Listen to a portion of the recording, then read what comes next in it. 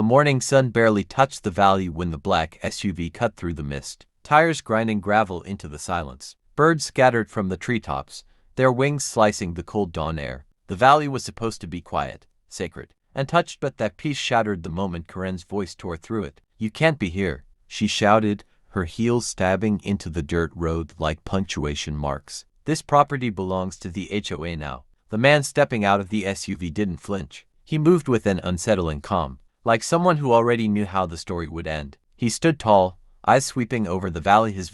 His boots sank into soil that once held his family's footprints. Karen marched closer, clipboard in hand, her sunglasses flashing with righteous fury. "We've had multiple complaints," she said, her voice rehearsed, brittle. "You were warned not to trespass on association land. These rules exist for a reason." He didn't answer. He simply took in the rows of new houses lining the ridge, cookie cutter boxes where wildflowers once bloomed. Behind half-drawn blinds, faces watched, half curious, half terrified to be seen. It wasn't just another HOA confrontation. It was an invasion met by the man who built the very ground beneath it. Karen planted herself in front of him, her perfume thick enough to choke the air. "Sir, if you don't leave now, I'll have no choice but to call security." He finally looked at her, his eyes steady, quiet thunder brewing behind them. "Security," he repeated, almost kindly, "for standing on my own soil." She scoffed. "Your soil? You must be delusional. The HOA board approved this land years ago."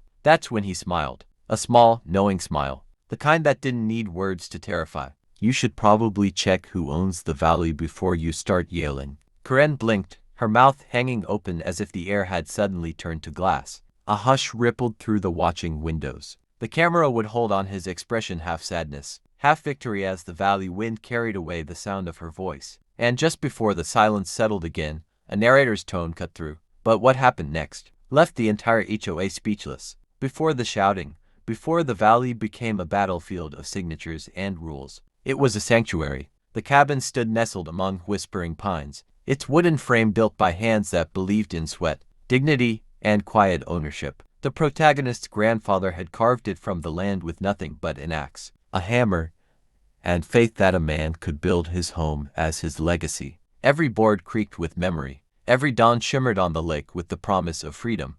Before the shouting, before the valley became a battlefield of signatures and rules, it was a sanctuary. The cabin stood nestled among whispering pines, its wooden frame built by hands that believed in sweat, dignity, and quiet ownership. The protagonist's grandfather had carved it from the land with nothing but an axe, a hammer, and faith that a man could build his home as his legacy. Every board creaked with memory. Every dawn shimmered on the lake with the promise of freedom. Back then, the valley was more than land, it was identity. Families helped one another raise barns, fix roofs, share bread. There were no fences, no board meetings, no fines for painting your mailbox the wrong shade of beige. But time has a way of eroding simplicity. Years later, the protagonist left. He had dreams to chase, maybe guilt to bury. He promised he'd come back someday. But life, as it often does, whispered louder than memory. He worked abroad, chasing stability while his roots quietly withered beneath strangers' boots. And while he was gone,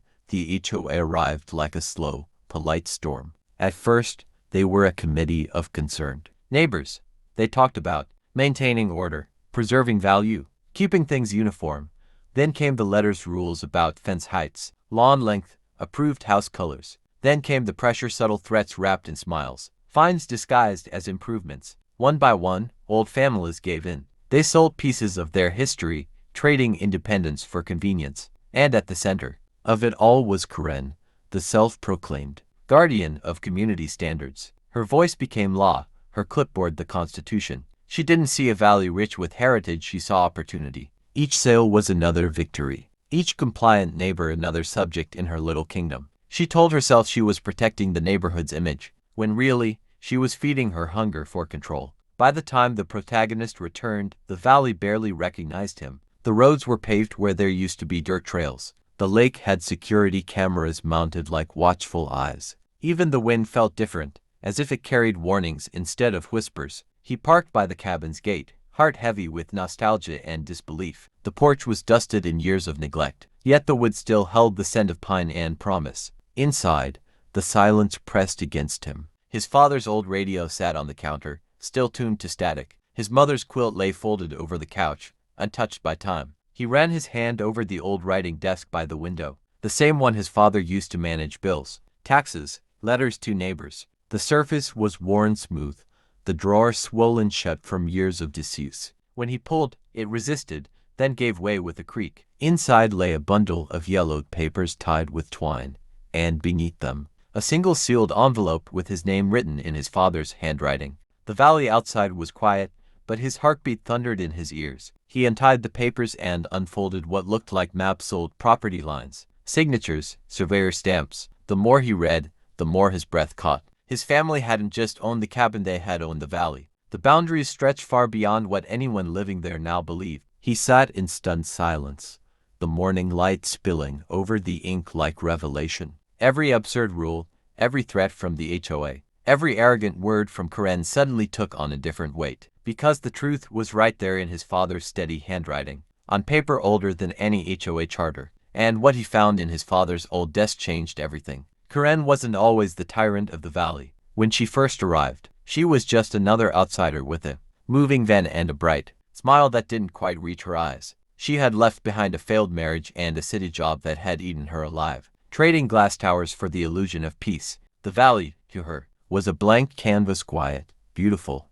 and, most importantly, manageable. She wanted order, predictability, the kind of control life had refused her. At first, she was charming. She baked cookies for the neighbors, complimented their roses, and spoke in warm tones about community spirit. She organized potlucks and park cleanups. People liked her. She seemed harmless until the first letter appeared. A notice about lawn maintenance. Just a reminder, she wrote, that grass exceeding 4 inches looked unkempt and could affect property values. A few shrugged it off. Others trimmed their lawns out of politeness. Karen smiled to herself. It worked. Then came the second letter. A request to repaint mailboxes in a neutral palette.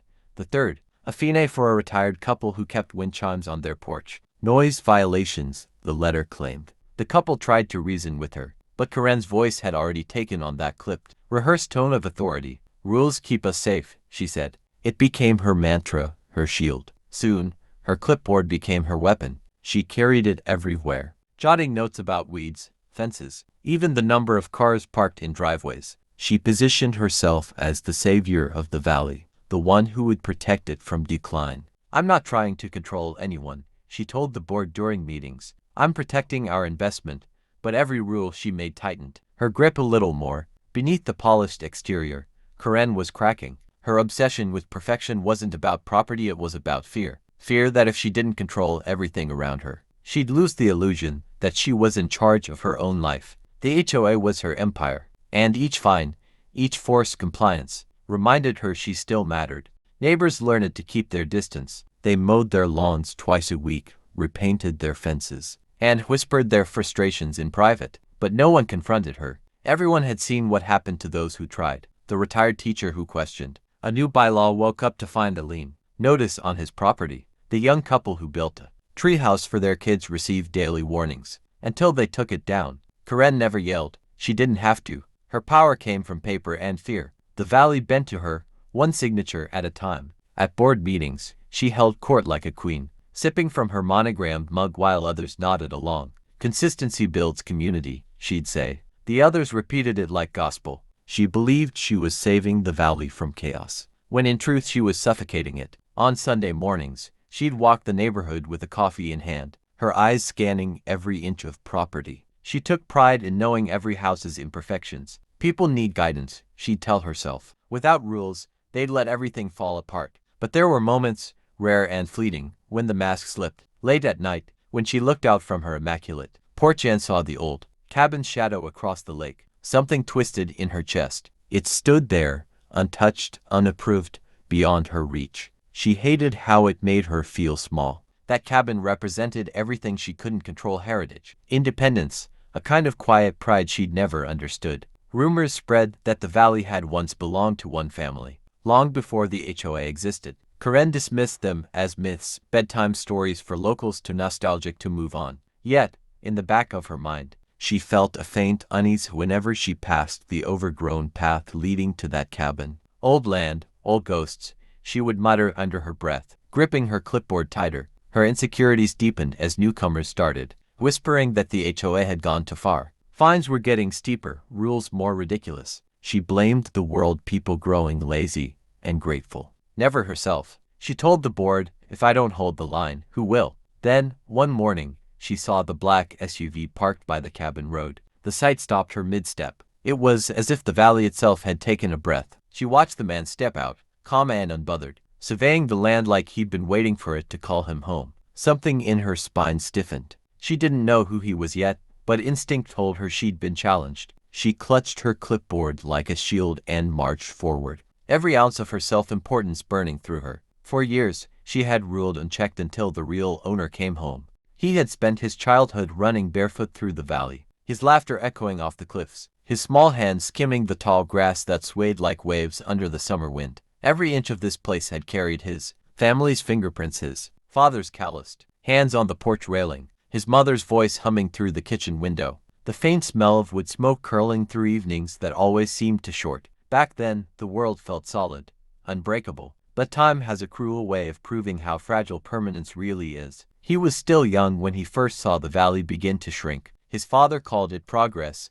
though the word never sat right with him. New roads cut through meadows, for sale signs sprouted like weeds, and surveyors started showing up with clipboards and polite smiles. His father's eyes grew tired. His mother stopped tending the wildflower garden because every time she looked at it, she remembered what they were losing. By the time he turned 18, the valley no longer belonged just to them. His parents fought to keep the cabin and a few surrounding acres, but the rest fell into new hands, buyers who didn't understand the land, who paved where rivers used to flow and built fences where deer once passed. The valley was no longer wild. It was managed, controlled. After his father's death, the silence inside the cabin became unbearable. He left, telling himself it was temporary. Maybe he could find peace somewhere else, earn money, start over. The truth was, he couldn't bear to watch the place his family built turn into something unrecognizable. So he left the valley to the new generation of homeowners, those who believed they could improve what time and nature had already perfected.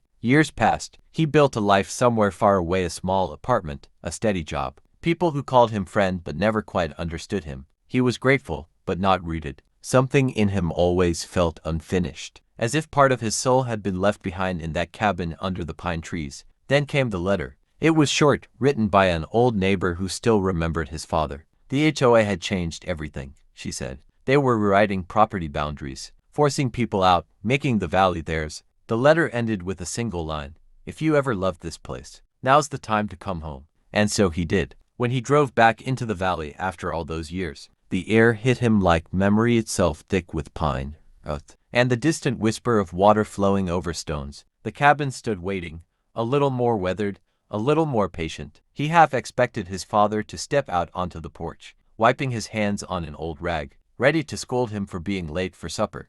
Inside, the dust lay heavy, soft as snow. Every object seemed preserved in amber, the cracked clock on the mantel, the worn boots by the door, the faint outline of where his mother's rocking chair used to sit. The air carried the scent of cedar and thyme. He wandered through the rooms, touching the edges of the past. On the kitchen table lay a faded notebook, the one his father used to write in after long days of repairing fences or chopping firewood. He opened it carefully, the pages brittle and yellow. The handwriting was steady, deliberate. Most entries were mundane weather notes, crop yields, names of neighbors who'd stopped by for coffee. But near the end, the tone shifted. The entries became sharper, anxious. Surveyors again today, trying to redraw the borders. Something isn't right. They're claiming our lower field doesn't belong to us. I checked the deed. We still hold title. If they come back, I'll be ready. He felt a chill crawl up his spine. His father hadn't been just a stubborn old man protecting sentimental ground. He had known something the HOA had chosen to ignore. He searched the cabin for more clues until he found the old desk by the window,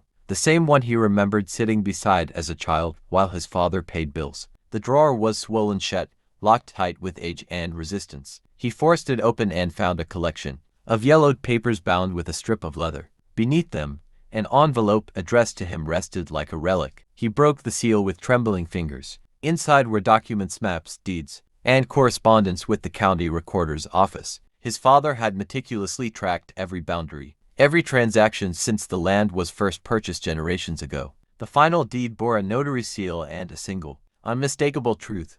The family still owned not just the cabin, but the entire valley. The HOA's developments, the new houses, the park, the walking trails, they were all built on land that was never legally theirs. The HOA had claimed what belonged to his bloodline, built an empire on paper lies. He stared at the documents for a long time, the edges of the pages trembling in his hands. It wasn't just ownership that struck him, it was the legacy. His father had tried to protect it until his last breath. Now, it was his turn. Outside, the wind shifted, carrying the scent of pine and rain. He looked out at the valley below, the same valley that once echoed with his childhood laughter and now buzzed with Karen's rules and regulations. He hadn't planned to fight anyone. He hadn't returned to make enemies. All he wanted was to honor his father, restore the cabin, and maybe find a little peace in the soil that made him who he was. But destiny has a way of circling back, and the land had called him home for a reason. He didn't come back for revenge, but fate had other plans.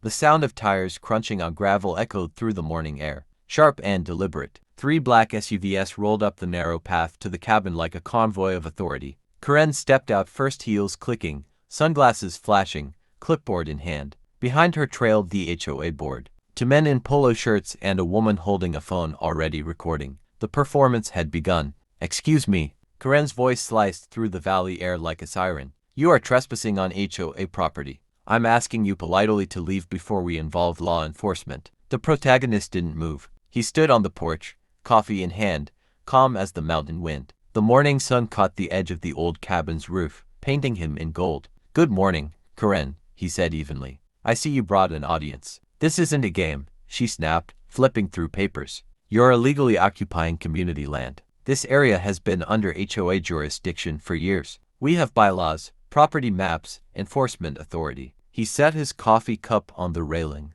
letting her words spill out like static. When she finally paused for air, he reached into the folder resting on the porch rail. "You mean these maps?" He unfolded a set of yellow documents, their corners frayed with age. "They're older than your entire HOA, filed with the county in 1964, signed by my grandfather, recorded again in 1987, when my father renewed the deed." Karen froze for half a beat, then forced a scoff. "That's nonsense. Outdated paperwork doesn't override our zoning approvals." He stepped down from the porch and handed her the top page. The official seal gleamed faintly under the sun. "It's not outdated," he said softly. "It's permanent." Neighbors had started gathering now, men in flannel jackets, women holding coffee mugs, curious kids peeking from behind fences. Phones came out. Cameras clicked. The valley had been waiting for this moment. Karen's expression shifted from superiority to irritation. She turned toward the board members, whispering something sharp. The woman with the phone tilted it higher,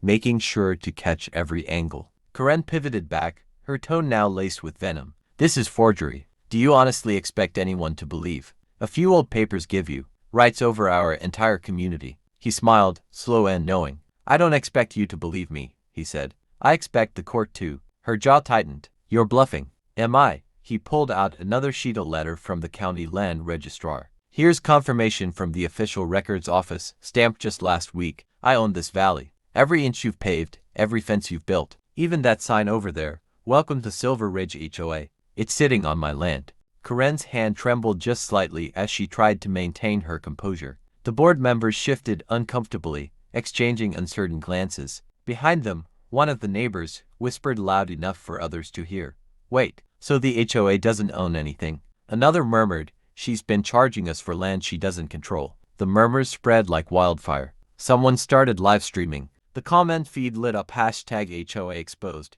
#Valley owner, #KarenGate. Karen saw it happening and panicked. "Turn those cameras off," she barked. "This isn't authorized footage. You're violating privacy laws." But it was too late. The crowd had turned. Every word she said only fueled the spectacle. The man she tried to humiliate stood calm, centered, and untouchable. "Karen," he said gently, almost pitying her, "you might want to get your legal team ready, because the next place we'll talk is in front of a judge." She took a step forward, her voice trembling between rage and disbelief. "You think you can just waltz back here and take everything from us?" He met her eyes. "No," he said. "You already took it. I'm just taking it back." The crowd erupted, some in cheers, others in stunned silence. Cameras flashed. Somewhere, a car alarm went off, echoing the chaos. Karen spun on her heel and stormed toward her SUV, barking orders into her phone. The board scrambled after her, their authority unraveling in real time. Within hours, the confrontation was everywhere.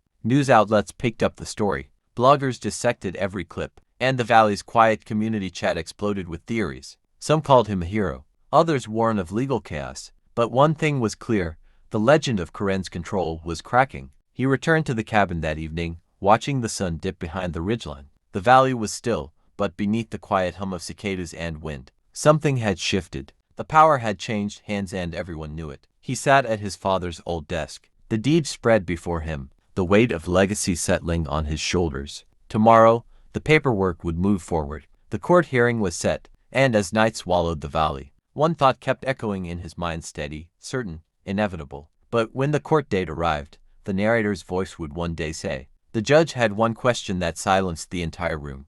The courthouse smelled faintly of old wood and paper history lingering in the air, like a quiet witness. Sunlight filtered through high windows, casting long, solemn lines across the floor. The pews were filled to the brim, neighbors, reporters, HOA, board members, all waiting for the verdict that would decide who truly owned the valley. Karen sat at the front, stiff as marble, surrounded by her entourage of lawyers. She wore her power like armor, pearl earrings, crisp blazer, her chin tilted at that familiar, imperious angle, but beneath it, there was a tremor. The cameras outside had caught her losing control once already. This time, she needed a win. She needed the courtroom to restore the illusion that she'd never lost it. Across from her, the protagonist sat quietly, no entourage, no spectacle, just a single leather folder resting on the table before him, worn at the edges, marked with his father's handwriting. He wasn't here to perform. He was here to end it. The judge entered, stern, gray-haired, deliberate. Court is now in session, he said,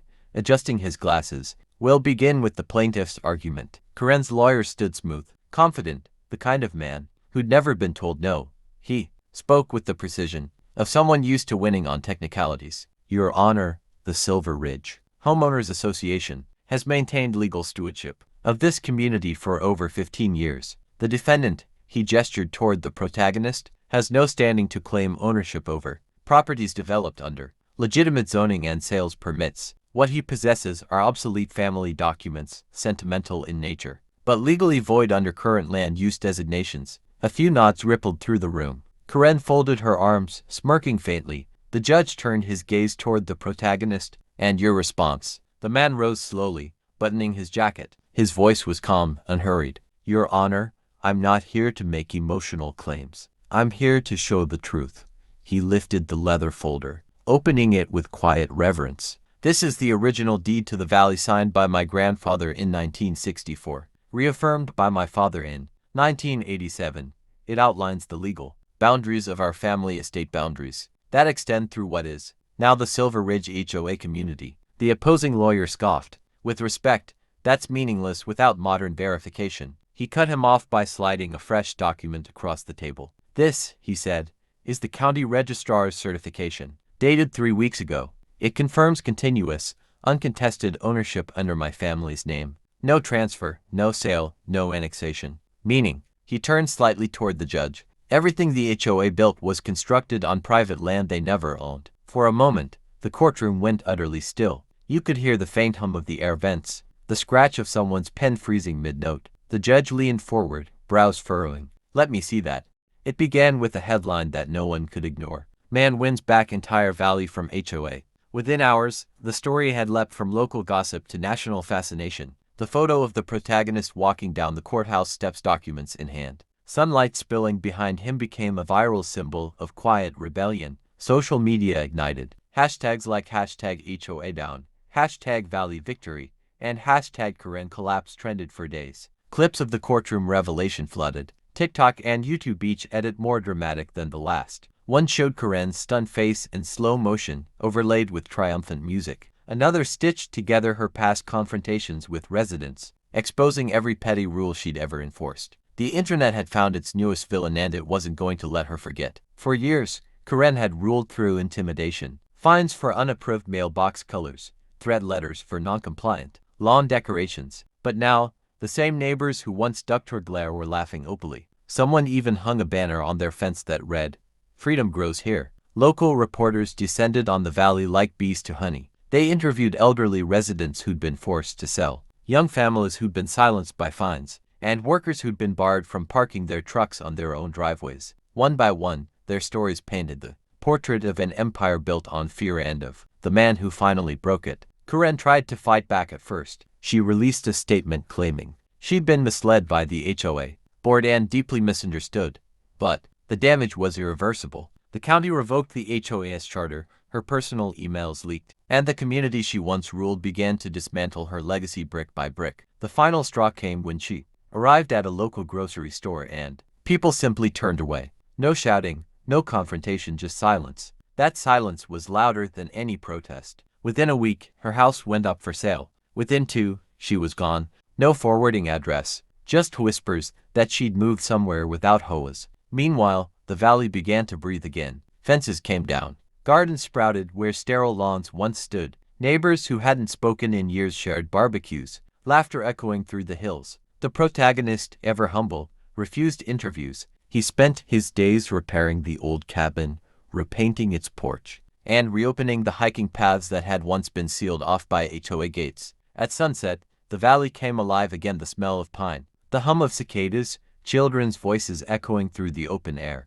What had been controlled now felt free. What had been fenced was now shared. The land, once suffocating under rules and paperwork, seemed to sigh with relief. In one viral post, a local teen wrote, "He didn't just win back land, he gave us back our home."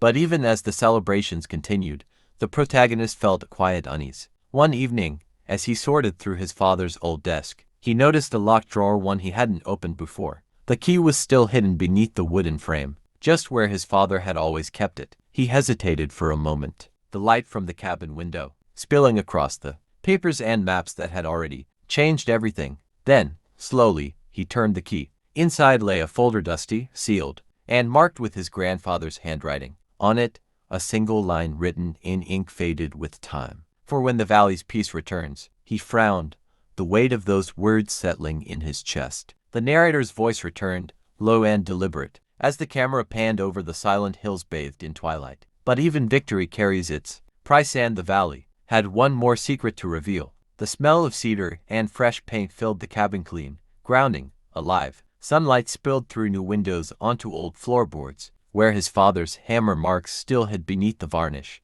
Every nail he drove into the wall echoed like a heartbeat, steady, familiar, reclaiming. The cabin had been broken, weathered, almost forgotten. Now, it stood again, not as a monument to the past, but as a promise to the future. Outside, the valley was changing too. The fences that once divided neighbors were gone, replaced by wildflowers and shared pathways. Where HOA signs once barked orders, no parking, no noise, no freedom, there were now hand-painted boards welcoming visitors to Silver Valley. Trust, the protagonist's first act after winning the court case, had been to establish a community trust, a legal shield ensuring no single person or organization could ever claim ownership over others again. He didn't keep the valley for himself. He gave it back to everyone who had called it home long before rules and fines tried to suffocate its spirit. Every signature on that trust represented a new chapter, a silent agreement that this land would never again be controlled by fear. It started small. A few neighbors volunteered to restore the old walking trails. Then, a local carpenter offered to repair the broken fences. Kids painted murals on the community shed bright scenes of the valley's rivers, deer, and mountains. Week by week, life returned to something that felt whole again. One morning, the protagonist woke to the sound of laughter drifting through the trees. Outside, a group of children were flying kites over the meadow, their ribbons snapping in the wind. It was the same field where Karen once fined a man for hanging a hammock between 2 trees. He smiled quietly to himself. Freedom had a sound, he realized. It wasn't loud or defiant, it was joyful, uncontained, alive. Reporters still called sometimes, hoping to turn his story into a political talking point or viral documentary. He always declined. "It's not about me," he'd say. "It's about the valley." But at night, when the fire burned low and the stars hung bright over the hills, he sometimes thought about everything that had happened, the years lost, the arrogance that tried to swallow what his family built, the quiet dignity it took to take it all back without vengeance. He found his father's old journal again one evening. Inside were sketches of the land, hand-drawn maps, notes about where the wild blueberries grew best, and a single line written in pencil, smudged but legible: "Protect the valley, not from people but for them." That line stayed with him. It shaped the trust. It shaped his next steps. The community began hosting open markets again, locals selling handmade goods, produce, and art. Old-timers who once feared HOA meetings now led storytelling nights by the fire pit. Strangers became neighbors, neighbors became friends. And in every smile, in every laugh that echoed through the valley, there was a quiet recognition. They had taken back more than land. They had taken back belonging. Karen's name faded into whispers, then into memory. The HOA signs rusted away, swallowed by ivy. The only legacy that remained was the one born from healing, the valley's quiet resilience. One late afternoon, as the sun dipped behind the ridge, the protagonist stood on the cabin porch, hands resting on the railing his grandfather once built. The sky was painted in gold and crimson, the kind of light that made the whole valley look like a living painting. He spoke softly, almost to himself, though the wind seemed to listen. Land isn't just dirt, he said. It's memory, it's history, it's home, and no paper can take that away. For a long moment, he stood there listening to the wind move through the pines, the faint laughter of children, the rhythmic chirping of crickets. There was peace in that sound, and meaning too, the kind of peace that didn't need walls or signatures to protect it. Then the camera would pull back, high above the valley, the cabins glowing warm against the twilight, the river glimmering silver as it wound its way through the fields, the sound of life carrying into the distance, dogs barking, families talking, music faintly playing from a porch. The narrator's voice would settle in, rich and gentle. The valley had been silenced by arrogance, but reclaimed by humility. What once was ruled by control now thrived through freedom. And though time would move on, one truth would always remain: the land remembers who stands with it.